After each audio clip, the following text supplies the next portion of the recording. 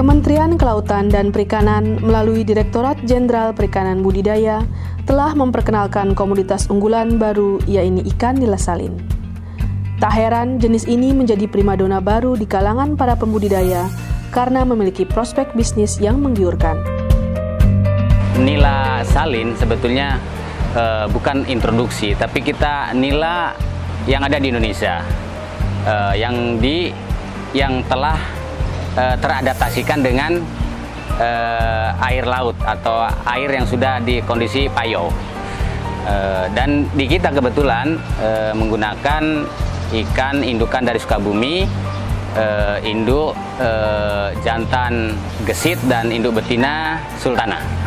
Dengan adanya nila salin ini, para petani-petani tambak di sekitar wilayah Tayo, Kabupaten Pati ini menyambut dengan gembira sekali, Pak. Nah, dan itu juga didukung dengan yang lainnya. Dengan adanya nila salin ini, otomatis menunjang bagian kebutuhan juga semakin meningkat juga. Secara otomatis dengan adanya nila salin dibutuhkan juga mungkin pakan, otomatis bibit. Jadi mereka semua itu berkecimpung dalam hal nila salin ini. Karena dalam satu ada keunggulan dari nila salin itu sendiri. Satu, rasanya lebih enak, lebih gurih, bisa dikatakan sebagai kakap KW2. Kita sebenarnya masih banyak kendala masalah benih untuk nila salin ini.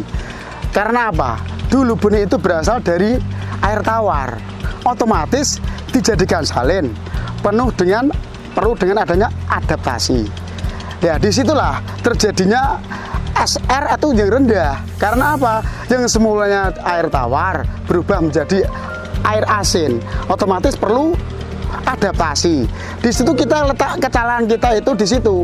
Mungkin FCR-nya untuk saat ini belum mencapai lebih dari 50%. Karena apa? Perlu adaptasi kematian di waktu kecilnya.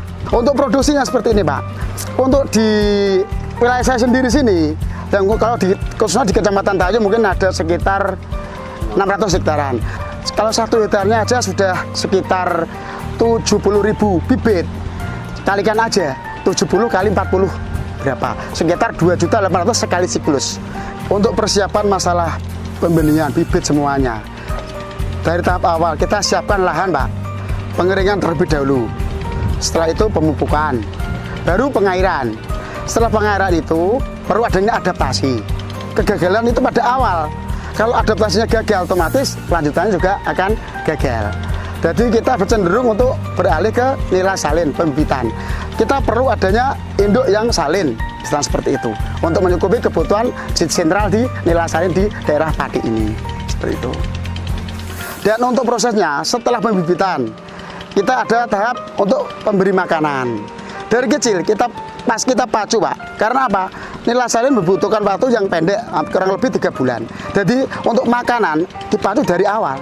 Sekali awal benih ditebar, langsung kasih makan secara bertahap.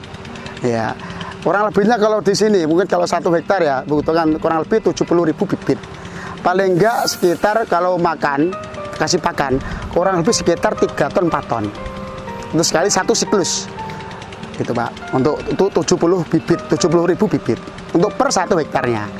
Jadi dengan rata-rata seperti itu kita saat ini kita amati untuk FCR-nya itu banding 1:1, Pak. 1 ton pakan, 1 ton ikan. Hasil produksi rata-rata setiap 1 hektar kurang lebihnya sekitar 4 ton, Pak. Dengan adanya ini nilai seperti ini, mungkin kita FCR-nya 1:1 kemungkinan antara pakan sama hasil.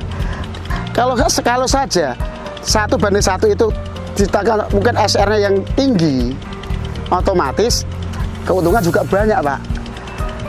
Mungkin dalam 1 pakan 1 kilo mungkin 8.000. Ya, 1 kilo 8.000. Kita menghabiskan misalnya 1 ton. Kita dapat hasil 1 ton. 8.000 kalau 1 tonnya sekitar 7.500.000. Sedang kita jual 20 juta. Berarti ada kesensikannya hampir istilahnya separuh, Pak.